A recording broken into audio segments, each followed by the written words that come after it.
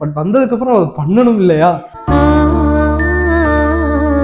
சும்மா வந்து ஜிடிபி எங்கள்கிட்ட தான் ஹையா இருக்கு, நாங்க தான் ஹையஸ்ட் கான்ட்ரிபியூட்டர் ஆஃப் ஜிடிபி அப்படின்னு சொல்லிட்டே இருந்தா மட்டும் பத்தாது. ஏடிஎம்கேன்னு நினைக்கிறேன் இங்க என்ன நடக்குது இருக்கட்டும், ரேப் கேசஸா இருக்கட்டும், கொலை கேஸா இருக்கட்டும், ஸோ கார் ஆக்சிடென்ட்ஸ் முதற்கொண்டும் இதுல சொல்ல விட்டு கட்ட ஆரம்பிச்சுட்டாங்க. அடிச்சிருக்க அடி அந்த மாதிரி அடி. இந்த வீடியோ பாக்குறவங்க மறக்காம சப்ஸ்கிரைப் பண்ணிக்கோங்க. Hi guys, welcome to this video.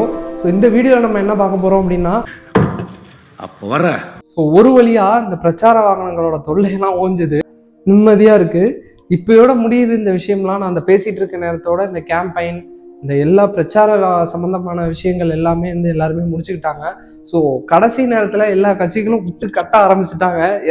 எந்த கட்சி வந்து எதுக்குறோமோ அந்த கட்சியெல்லாம் விட்டு கட்ட ஆரம்பிச்சுட்டாங்க. அடிச்சிருக்க அடி அந்த மாதிரி அடி தூக்கி அடிச்சாம்பார் மேல கட்ட பறகு. எல்லா கட்சிகளும் வந்து ஒவ்வொரு ஊர்லயும் போய் கேம்பெயின்லாம் நடத்தினாங்க. ஸோ நல்லா பிரச்சாரம் பண்ணாங்கன்னு வச்சுக்குவோம். ஸோ அந்த விஷயம், அந்த கேம்பெயின்ல சொன்ன விஷயம், அந்த வாக்குறுதிகளா இருக்கட்டும், எல்லா கட்சியுமே வந்து கன்ஃபியூஸ் பண்ணியிருப்பாங்க.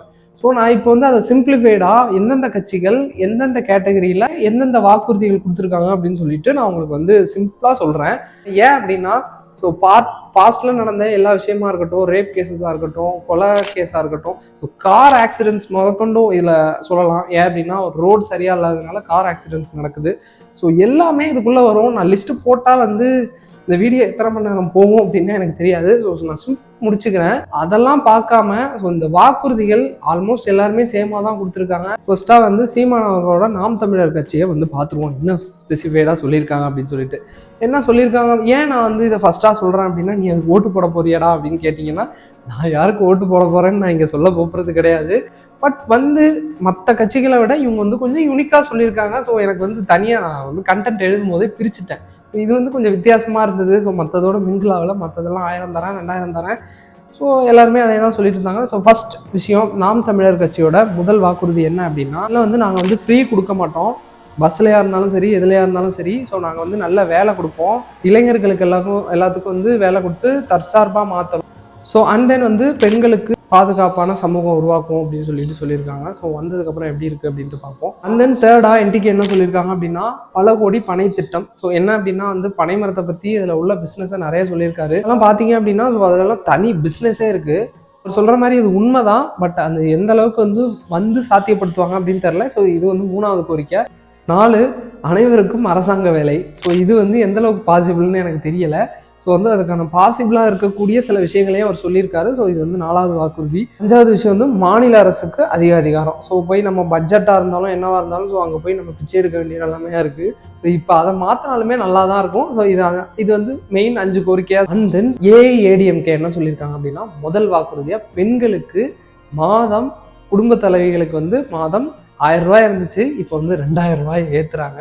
என்ன இன்ஃப்ளேஷனா அப்படின்னு கேட்டிங்கன்னா கிடையாது. ஸோ வந்து எல்லாருமே வந்து முதல் வாக்குறுதி வந்து பணத்தை வைக்கிறாங்க, அண்ட் தென் பெண்களை வைக்கிறாங்க. அப்படின்னா இந்த எலெக்ஷன் மெயினாக தீர்மானிக்க போகிறது. ஸோ நிறைய சில கட்சிகள்லாம் உள்ளே வந்ததுனால ஸ்பிளிட்டப் ஆகுது, ஓட் பேங்க் வந்து நிறைய ஸ்பிளிட்டப் ஆகுறதுனால இந்த பெண்கள் வாக்கு வந்து இந்த விஷயத்தில் வந்து ரொம்ப முக்கியமாக இருக்கும். அப்படிங்கிறதுனால பெண்களுக்கு நிறைய நலத்திட்டங்கள் கொடுத்து கவர்ச்சி செய்கிறாங்க. அது கவர்ச்சி செய்கிறது ஒரு தப்பும் கிடையாது. பட் வந்ததுக்கப்புறம் அது பண்ணணும் இல்லையா? உமன்ஸ்க்கெல்லாம் வந்து 2 வீலர் என்ன அப்படின்னா வந்து 25,000 அவங்க கொடுத்துருவாங்க, மீதி நம்ம போட்டு வாங்கிக்கணும் அப்படிங்கிற மாதிரியான ஒரு திட்டம். அடுத்து வந்து 3வதாக என்ன திட்டம் அப்படின்னா, ஃபேமிலி ஹெல்ப். ஃபேமிலிக்குன்னு வந்து சில ஹெல்ப் என்ன பண்ணுறாங்க அப்படின்னா, ஃப்ரிட்ஜ் தராங்களாம். Then family help and then கேட்குதா? இப்போதான் முடிஞ்சிட்டுன்னு நினைச்சேன். நான் என்ன பேசுறேன்னு சொல்லிட்டு எனக்கே கேட்கல. இப்போ வந்து ஏடிஎம்கேன்னு நினைக்கிறேன். இங்க என்ன நடக்குது? தென் வந்து 3 LPG cylinder free. And then education ஃபீல்டுக்கு வந்தோம் அப்படின்னா 7.5% இடஒதுக்கீட்டுலேருந்து 10% வந்து ஆக்குவாங்க. இதெல்லாம் எப்போன்னா ஆட்சிக்கு வந்ததுக்கு அப்புறம். இதோ உங்களுக்காகன்னு வேற ஏதாச்சும் பண்ணாங்க, மக்கள் கடுப்பாயிருவாங்க. நெக்ஸ்ட் வந்து டிஎம்கே பார்த்துடலாம். டிஎம்கே என்ன சொல்றாங்க அப்படின்னா வந்து ஃபர்ஸ்ட் விஷயமா வந்து மகளிர் உரிமை தொகை 1000லேருந்து 2000 உயர்த்தப்படும் அப்படின்னு சொல்லியிருக்காங்க. அடுத்து வந்து காலை உணவு திட்டத்தை வந்து அரசு பள்ளியில வந்து 8ஆம் வகுப்பு வரைக்கும் உயர்த்தி இருக்கிறாங்க. அதுக்கப்புறம் வந்து கன்ஸ்ட்ரக்ஷன் ஆஃப் நியூ ஹவுசஸ், புது வீடு வந்து 10 லட்சம் புதிய வீடுகள் கட்டித்தரப்படும். அண்ட் தென் வந்து சாலை வசதிகள் நல்ல வகையில ஏற்படுத்தி தரப்படும். தென் எஜுகேஷனல் டூல்ஸ், ஏற்கனவே வந்து லேப்டாப்லாம் இந்த டயத்துல கொடுத்துருந்தாங்க கரெக்டா. அண்ட் தென் வந்து லேப்டாப் கொடுத்துருந்தாங்க. அண்ட் தென் வந்து எஜுகேஷனல் இன்ஃப்ராஸ்ட்ரக்சர் கவர்மெண்ட் ஸ்கூல்ஸோட இன்ஃப்ராஸ்ட்ரக்சரை ஆட்சிக்கு வந்தோடனே மேம்படுத்தும் அப்படின்னு சொல்லியிருக்கிறாங்க. அப்புறம் வந்து புதுமை பெண் தமிழ் புதவன் திட்டம். இது என்னன்னா காலேஜ் படிக்கிற ஸ்டூடெண்ட்ஸுக்கு ₹2000 தரேன். கோயில் நில பிரச்சனை அப்படின்னா சொல்லிட்டு உடனே போயிட்டு அதை கைப்பற்றி கொடுக்குறாங்க, இல்லைன்னா ஏதோ பண்றாங்க, என்னமோ பண்றேன் போட அப்படிங்கிற மாதிரி என்னமோ பண்ணிடுறாங்க. ஆனா வந்து இந்த ஏழை மக்களுக்கு கடைசி வரைக்கும் முகம் பார்க்க மாட்டேங்கிறாங்க. என்ன அப்படின்னா வந்து ஒவ்வொரு வீட்டுக்குமே சொல்ல முடியாத ஒரு பிரச்சனை. ஸோ என்ன அப்படின்னா இட பிரச்சனை ஒவ்வொரு வீட்லயுமே அது வந்து நடந்துட்டு இருக்கு. ஸோ அது வந்து பெரிய விஷயமா யாரும் போயிட்டு கொடுக்கறது கிடையாது, சொல்றதும் கிடையாது. ஆனா மனுவா கொடுக்குறாங்க, அந்த மனுவை கடைசி வரைக்கும் யாரும் பாக்குறதும் கிடையாது. கதையா உங்களோட இடத்த வந்து ஆக்கிரமிக்கிறது, அதை வந்து கோர்ட்ல கேஸ் போட்டா கோர்ட்ல வந்து வக்கீலுக்கு ஃபீஸ் கொடுத்தே அவன் 30 வருஷம் சாகணும், கடைசி வரைக்கும் நீதி கிடைக்காது. ஆனா வந்து இடத்த ஆக்கிரமிச்சவங்க வந்து பொசிஷன்ல வச்சிருப்பாங்க, ஆனா கடைசி வரைக்கும் பொசிஷன்ல வச்சிருப்பாங்க. பொசிஷன் எடுத்து கொடுக்க சொன்னா நம்ம வந்து காசு கொடுக்கணும். எங்க கவர்மெண்ட் ஆஃபீஸ்ல வந்து நம்ம போயிட்டு எல்லாருக்கும் காசு கொடுத்தாதான் வந்து அவங்க வந்து பொசிஷன் எடுத்து கொடுப்பாங்க, இல்லைன்னா அதுவும் கிடையாது. ஸோ வந்து கரெக்டான வந்து கவர்மெண்ட் ஆர்டருமே இல்லை. ஸோ நான் வந்து இதை ஃபீல் பண்ணியிருக்கேன், நீங்கள் எப்படின்னு எனக்கு தெரியல. அரசியல்வாதிகள் இதை ஸ்டெப் அவுட் பண்ணி ரீச் பண்ணி மக்கள்கிட்ட வந்து இந்த பிரச்சனை வந்து இந்த மாதிரி ஒரு தனி இஷ்யூஸ் இருக்குது அப்படிங்கிறத பற்றி யாருமே வர மாட்டாங்க. 1000 தரோம் 2000 தரோம்னு சொல்கிறாங்க. இந்த மாதிரி விஷயத்தில் ஸ்டெப் அவுட் பண்ணி ஒரு தனித்துவமாக நீங்கள் வந்தீங்க அப்படின்னா கண்டிப்பாக ஓட்டு விழுவோம். செட் ஆஃப் கேட்டகரியே இருக்குது. ஸோ இந்த இட பிரச்சனைக்கு ஸோ இந்த மாதிரி ஒவ்வொரு பிரச்சனைக்குமே தனித்தனி கேட்டகரி இருக்குது. ஸோ அதுலலாம் ஸ்டெப் அவுட் பண்ணி வெளில வந்தீங்கன்னா தான் வந்து மாற்றம்னு சொல்கிறீங்களா, புதிய மாற்றத்துக்கு வேறு புதிய கட்சி கிடையாது. இந்த மாதிரி புதிய சிந்தனைகள் புதிய விஷயத்த முன்னெடுத்து பண்ணோம் அப்படின்னா ஸோ கண்டிப்பாக வந்து நீங்கள் அடுத்த தடவை வந்து ஓட்டு கேட்கணுங்கிற அவசியமே இருக்காது. ஜஸ்ட் வந்து நின்னாலே போதும், இல்லைன்னா எம்ஜிஆர் மாதிரி பெட்டில் படுத்துட்டு கை கட்டினாலே போதும், ஆட்டோமேட்டிக்காக நீங்கள் ஜெயிச்சிடலாம். ஸோ இந்த மாதிரி விஷயத்த தான் நீங்கள் யாருமே ட்ரை பண்ண மாட்டேங்கிறீங்க. தென் டிவிக்கு என்ன சொல்கிறாங்க அப்படின்னா, ஸோ 1000 ரூபா பெண்களுக்கு, 2500 ரூபா குடும்ப தலைவிகளுக்கு, பெண்கள் பாதுகாப்புக்கு வந்து நிறைய சொல்லியிருக்காரு. அண்ட் தென் கேமரா வச்ச உமன் செக்யூரிட்டியா இருக்கட்டும், அண்ட் தென் வந்து அஞ்சலை அம்மாள் நீதிமன்றமா இருக்கட்டும், அண்ட் தென் வந்து அவர் வந்து டிஸ்ட்ரிக்ட் வைஸ் வந்து செக் பண்ணுறதா இருக்கட்டும், ஆஃபீஸில் கலெக்டர் ஆஃபீஸில் வந்து செக் பண்ணுறதா இருக்கட்டும், இந்த மாதிரி ஒரு சில விஷயங்கள் புதுசாக சொல்லியிருக்காரு. வேலை வாய்ப்பு ஸோ எப்படி ஏற்படுத்த போகிறாங்க அப்படின்னு தெரில.